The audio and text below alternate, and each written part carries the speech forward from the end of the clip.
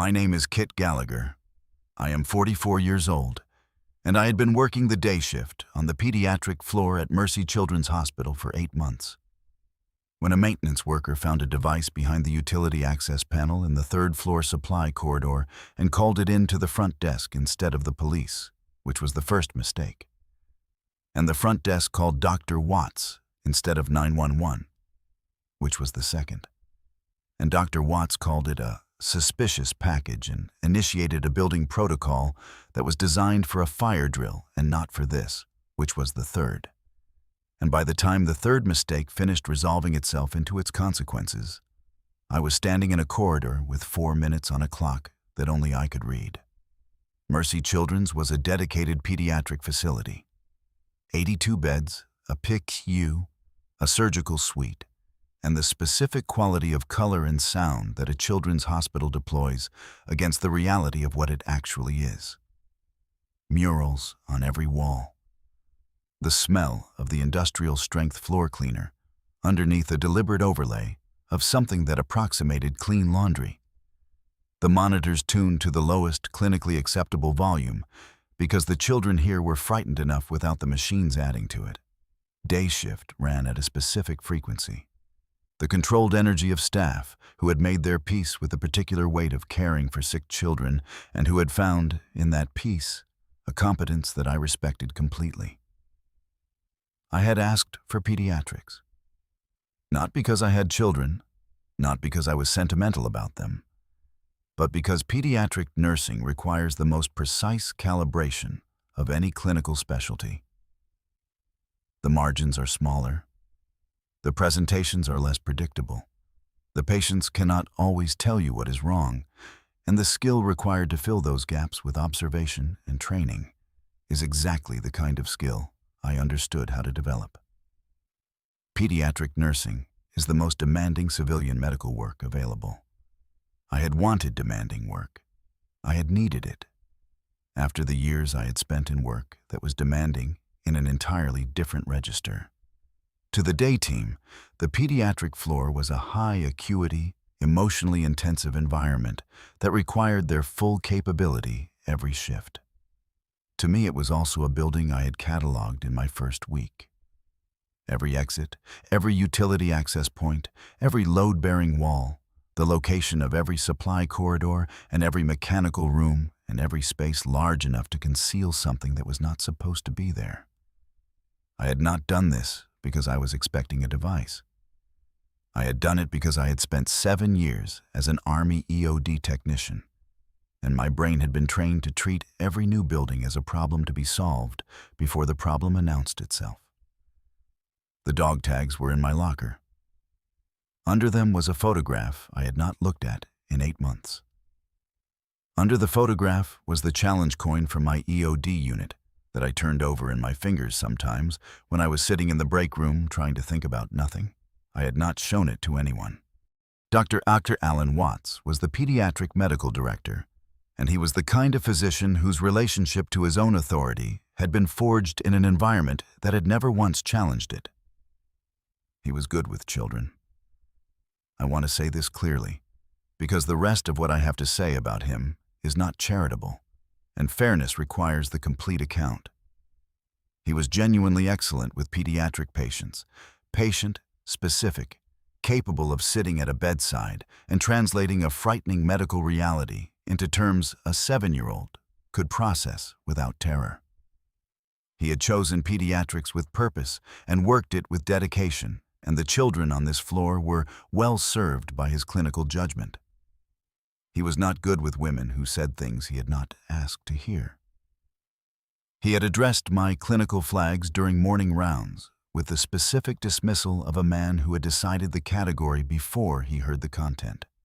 Looking past me to the resident behind me, revising my language in his responses without acknowledging it, was my language he was revising. The 1,000 small techniques by which a person in authority communicates that what you said arrived from a direction he had already dismissed. On the morning of the incident, I had come to him with a specific observation, not about a patient, about the utility corridor. I had smelled something. Not blood, not the copper and old pennies of a trauma. Something chemical and specific. The particular volatile compound profile of an IED precursor mixture that I had encountered enough times in enough countries that my olfactory system had filed it permanently and flagged it automatically, the way it flagged every subsequent encounter with it, whether I wanted it to or not. I had come to him at 7:40 a.m. I had said, "There is a chemical smell in the third-floor supply corridor that is consistent with an improvised energetic compound. I would like to clear the floor and call EOD." He had looked at me with the expression he used when a nurse said something he had already categorized as outside the relevant parameters. "Just a nurse," he said, not to me, to the resident, as an aside, as the complete explanation of why this observation did not require further processing. "It's probably a cleaning agent. Maintenance was in that corridor yesterday." He walked away. At 8:14 a.m., the maintenance worker found the device. I was already in the corridor. I had gone back to the supply corridor at 8 a.m. because the smell was still there, and my body had not updated its assessment, regardless of what Dr. Watts had said about cleaning agents. I moved through my 7:30 patient checks, and then I went to the corridor and I stood in it and I let my nose do the work it had been trained to do. It was not cleaning agent. I found the utility access panel because I had cataloged it in my first week. Third panel from the east wall, the one with the slightly different scuff pattern at the bottom edge that said it had been opened recently by someone who was not the regular maintenance crew. I did not open it. I looked at the seam. I looked at the corner of the panel where a very thin line of residue had dried at an angle consistent with something applied from the inside. And then the maintenance worker came around the corner with his cart, and I told him to stop and to go to the front desk and call 911. He went to the front desk and called the front desk, which called Watts, which initiated the fire drill evacuation. I was still in the corridor. I heard the evacuation announcement, and I thought about what I knew. Device behind a utility panel. Chemical profile consistent with an improvised mixture. Not military grade, not professional, but functional. The residue pattern at the panel edge suggested a timer mechanism rather than a remote trigger, which was the one piece of information that changed everything. Because a timer meant a window, and a window meant math. I did not know when the timer had been set. I did not know the charge size. I did not know the mechanism specifics. What I knew was the profile, the location, and the building. The pediatric floor had 82 beds. 31 of them were occupied this morning. Of the 31 patients, 7 were in the PICU and could not be moved without physician accompaniment and specific equipment. Of the 7, 3 were on ventilators. Moving a ventilator-dependent child in an emergency evacuation in the specific chaos of an unplanned building exit was a procedure with its own mortality risk. Watts's evacuation order was going to get people in the PICU moving before the PICU team was ready to move them. In the specific chaos of a fire drill evacuation, someone was going to make a call that was going to cost one of those 3 children something they were not going to get back. The device was in a utility corridor. I knew what was in utility corridors. I pressed my back against the supply room wall, and I had the conversation with myself that I had in the field every time the situation required a decision that was going to look the same from 2 completely different angles. I had the argument, and I heard both sides, and I reached the conclusion I had known I was going to reach from the moment I smelled the corridor. I put my hands in my pockets. I was just a nurse. Watts had said so. I had 7 years of something else, and I had put it in a locker, and I had built 8 months of something new, and the new thing was real and mattered. And I had intended to keep building it. Then I looked at the PICU through the corridor window. I pushed off the wall. The evacuation was chaos in the specific way that unplanned building evacuations are chaos. purposeful, fast-moving, and operating on a plan designed for a different kind of emergency. I moved against it.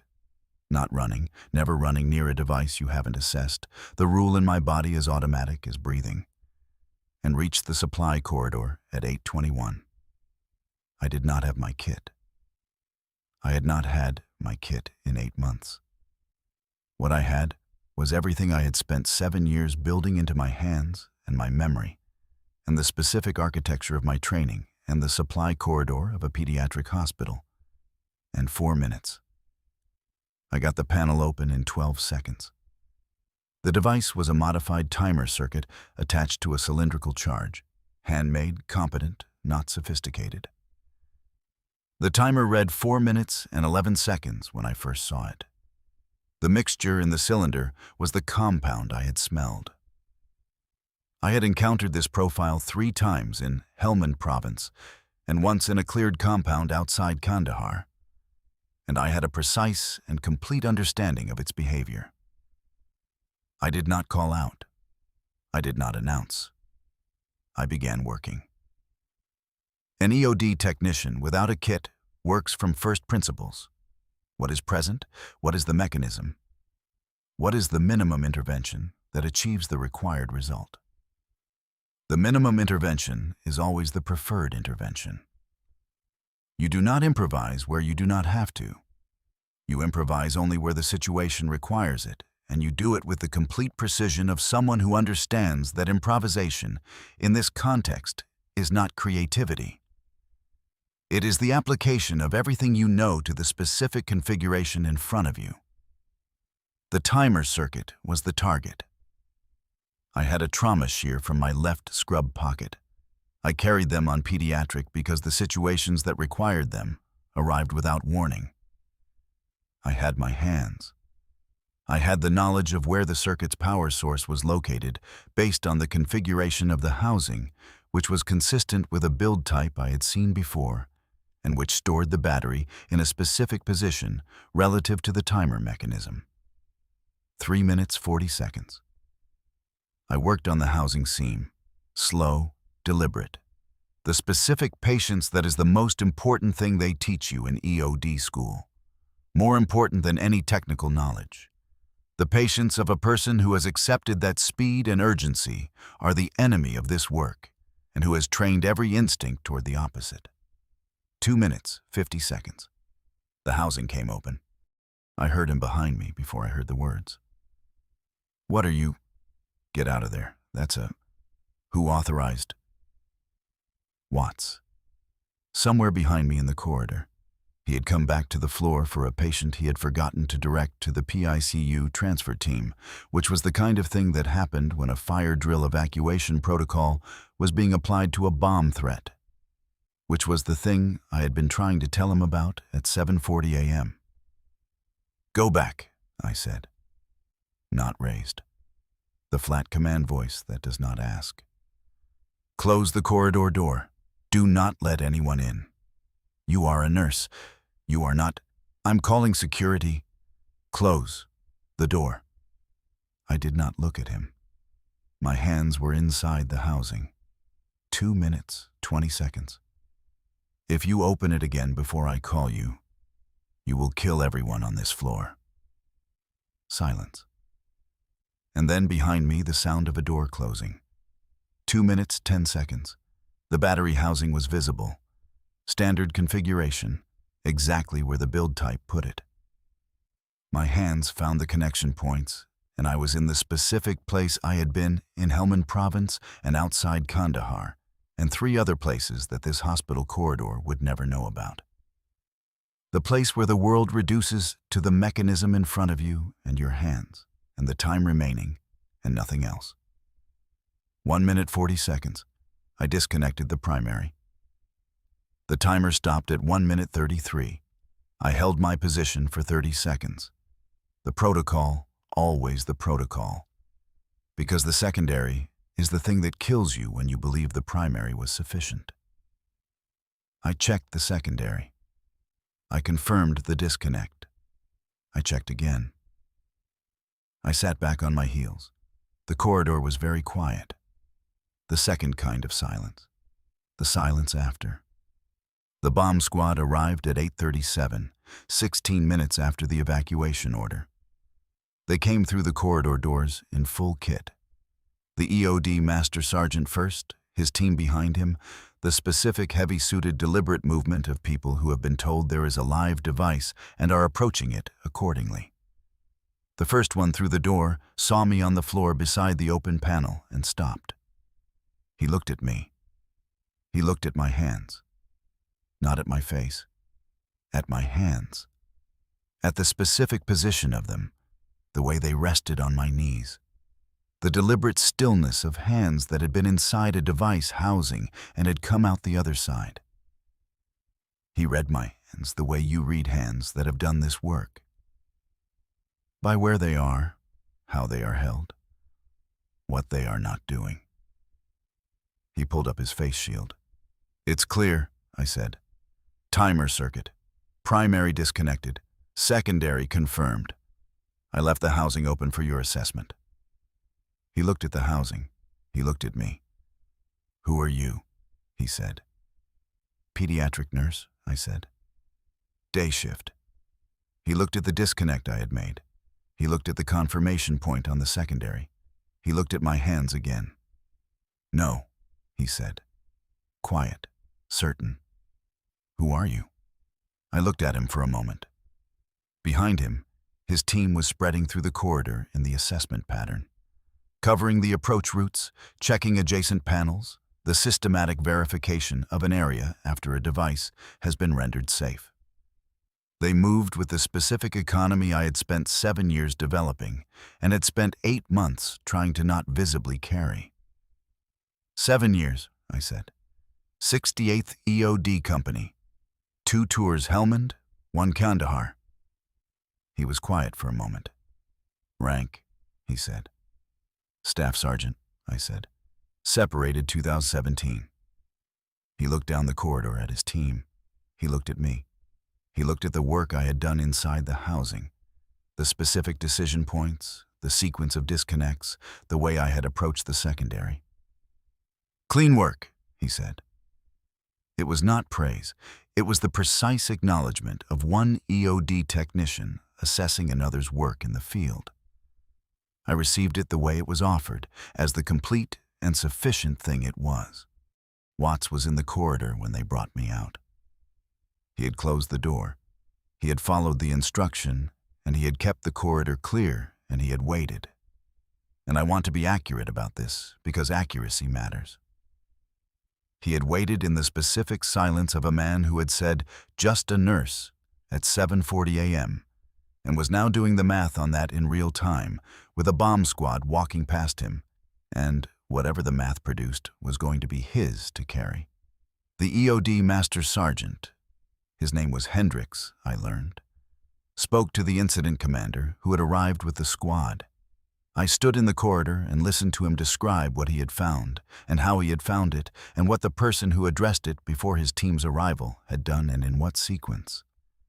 And I watched Watts receive this information from 8 feet away. His face did a thing. Not the thing I had watched other faces do in the previous 8 scripts of this particular kind of story. Not the collapse of contempt into shame. Not the rearrangement of arrogance into something smaller. Something older than that. The specific expression of a man who has just understood that his dismissal of a piece of information did not change what the information was, and that the gap between those two things had a body count attached to it that he had avoided by luck and someone else's competence, and that he was going to live with that accounting for a long time. He looked at me. I looked at him. I did not give him the sentence he was waiting for. I did not need to. The corridor was full of EOD personnel rendering a device safe that I had already rendered safe. And the PICU was still occupied and functional, and 3 children on ventilators had not been moved in an emergency and had not paid the price of a fire drill evacuation applied to a situation it was not designed for. That was the accounting. It was complete without my help. Hendricks came back to where I was standing. "The detective is going to need a statement," he said. "I know. And I am going to ask you something," he said. "Ask. Why are you on a pediatric floor?"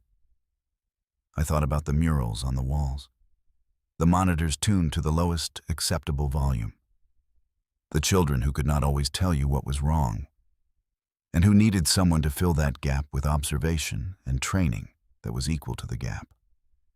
The specific, demanding precision of work that required everything you had and gave you, in return, the knowledge that what you had was sufficient. "Because it's the hardest civilian work available," I said. "And I needed hard work." He looked at me for a moment. Then he reached into the front pocket of his suit, beneath the blast armor, in the interior pocket where EOD personnel keep the things they carry. And he held out a challenge coin. 68th EOD Company. The same unit. I held mine from my locker. I had gone to get it while he was talking to the incident commander. It had been in the box under the dog tags under the photograph for 8 months, and I had not known I was going to go get it until I was already walking to the locker. We did not say anything. We touched coins. That was sufficient. The dog tags went back on in the corridor before the all clear was called, before the incident commander finished his assessment, before Watts had found the words he was trying to find. I put them on in the specific institutional quiet of a building that had been holding its breath and had not yet been told it could exhale. I put them on because the locker felt like the wrong place for them, and my chest felt like the right one, and I was done deciding which was which. Hendricks watched. He said nothing. At 9:15, the incident commander called the all clear. At 9:20, the pediatric floor staff began the process of returning the patients who had been moved, checking the ones who had not, running the specific thorough assessment of a floor that had been through something and needed to be confirmed intact. I went back to work. My 7:30 patients needed their 9 o'clock checks. The PICU team needed a debrief on the ventilator patients. The charge nurse needed the corridor incident documented. There was work to do, and I was the person who knew how to do it. And the dog tags were warm against my chest, and the supply corridor was clear. And the building had remembered how to breathe. Some truths don't wait for permission. They just sit in a utility corridor until someone with the right training walks past at 7:40 a.m. and recognizes what they smell. I recognized it. I went back to work. If Kit's story stopped your breath, if something in it reminded you what it looks like when the right person is exactly where they need to be, hit that like button and share it with someone who deserves to hear it today. We tell the stories of the ones who carried everything and said nothing, who showed up when it mattered and did the thing that needed to be done, and who went back to work afterward without waiting for anyone to notice. Subscribe to this channel and drop your city in the comments. I want to see how far this one reaches.